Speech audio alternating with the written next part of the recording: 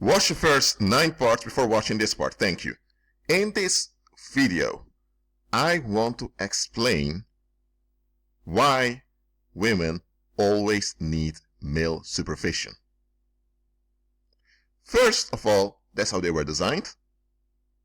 Just read the book of Genesis, where Adam said, that's why a man shall leave his mother's and father's house, cleave unto his wife, and they shall be one flesh.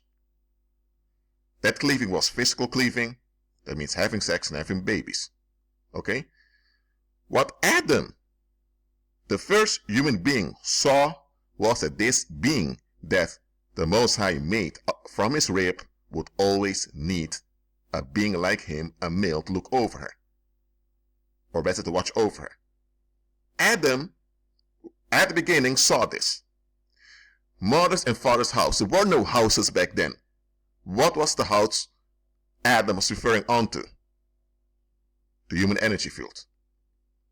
So, females always need male supervision to function well in the long term. Me saying this is getting me in trouble with many feminists and many bitter women who have issues against men. You know what? So be it.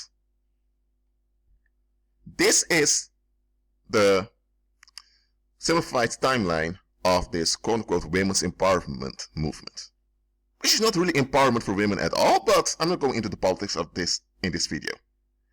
First, they said that women ought to be equal to men. First of all, in word, women are equal to men since the beginning. So there was no need to equalize women to men. But women were taught that they were inferior to men when it comes to their worth, so they had to level up to be like men. So women were taught to envy men. And here's the thing. Women are not equal when it comes to spiritual operations. That's obvious. So in that part, they're not equal. But in worth, they are equal to men. Well, okay, let's continue. In the second wave of feminism, it turned into, we don't need men. And that was a big red flag right over there. The whole women empowerment movement should have stopped and crashed right over there. People should have said, come on, this goes too far. But folks tolerate it, and now you have a third wave in which the women wants to be the men. This is what it leads to when there isn't sufficient or proper male supervision.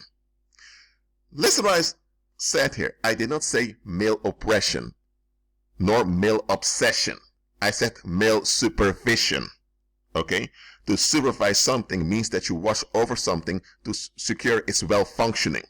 That's what supervision is. If you have a supervisor at the job, the supervisor is appointed by your boss to make sure the work is done properly. But in capitalistic systems, supervision is often a way to secure oppression. I'm not talking about that. Male supervision is the stewardship of male energy on the behalf of the female. This ought to be done collectively as a community as well as individually by the husbands of the women. And when the women are younger, by their fathers. That's why you have elders in every community. Those are the men, often of older age, it can be young men also, that watch over the well-functioning of the community, especially the well-functioning of the females. When you don't have this, this is the result. It will go downwards.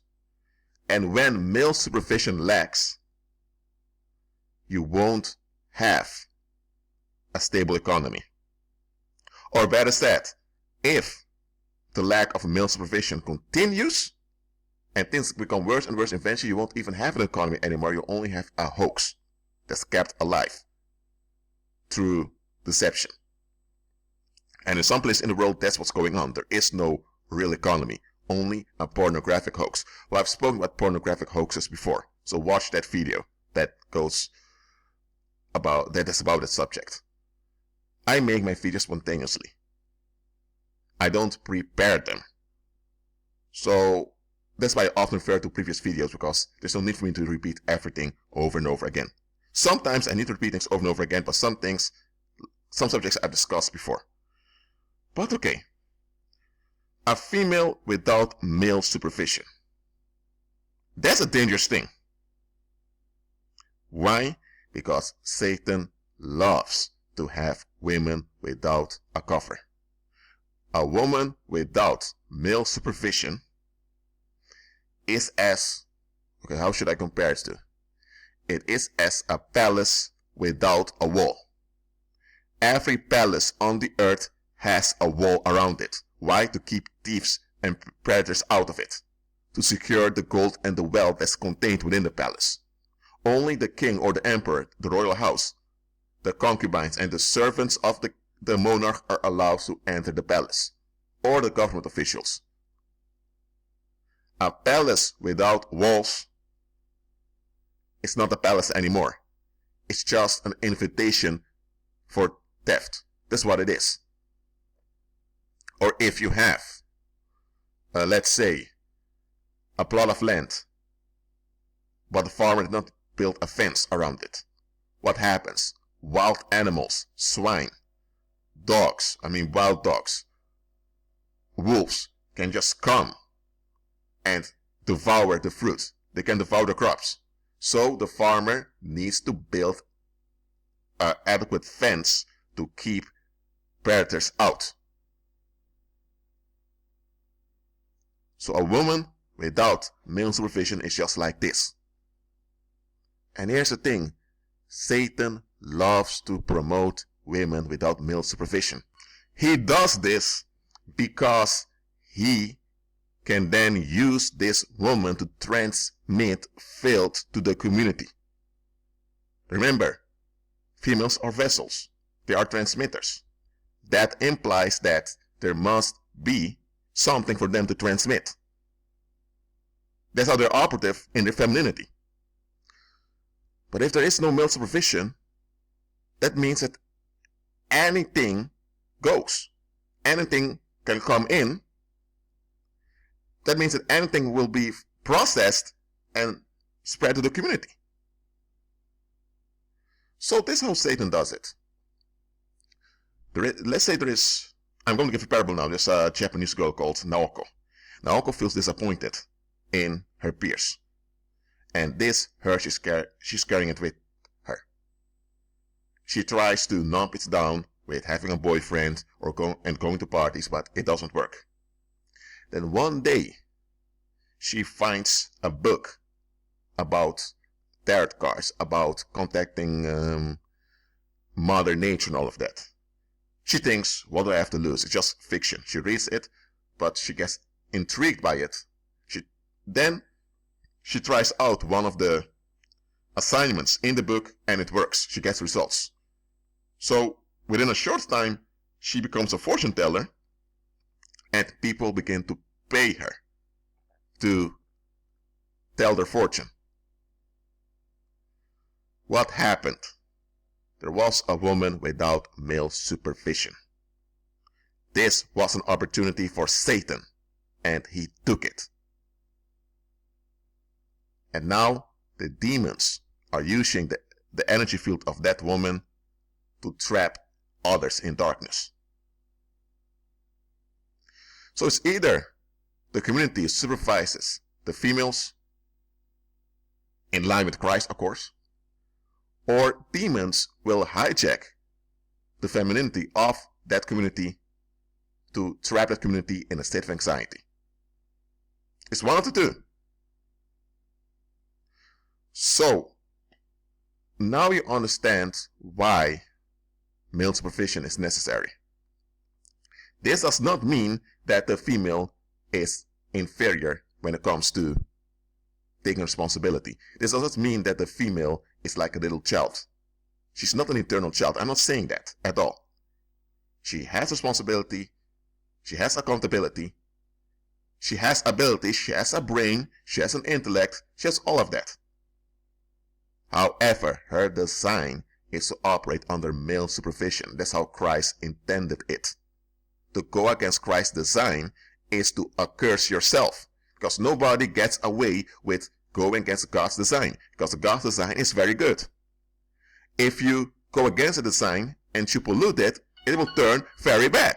Just to set something straight here, I'm not advocating female narcissism, in which women blame all their issues on men and that's it. No, absolutely not. If that's what you get out of this message, you need to check yourself. Because nowhere did I say that females don't have any abilities and that it all depends on the men. No. Nevertheless, femininity and masculinity must be in line with one another as Christ intended it, or else things go wrong. So, learn this. The Most High will never bless any woman without male supervision. Let me explain that to you. When a woman is about to be blessed by the Most High, when she's about to be promoted, there will always be some male believer that the Most High sends into her life to prepare her. This male believer may be there to correct her views of men. He may be there to show her that she needs to repent. That male believer may be there to show her what a real man is like, according to Christ, because she's assigned to operate under male supervision. So the Most High will never bless her without supervision of a man. Even when she's married, her husband is not the sole supervisor. He can't be. He's just a human being, just like her. That's why you have elders in the community who supervise the community.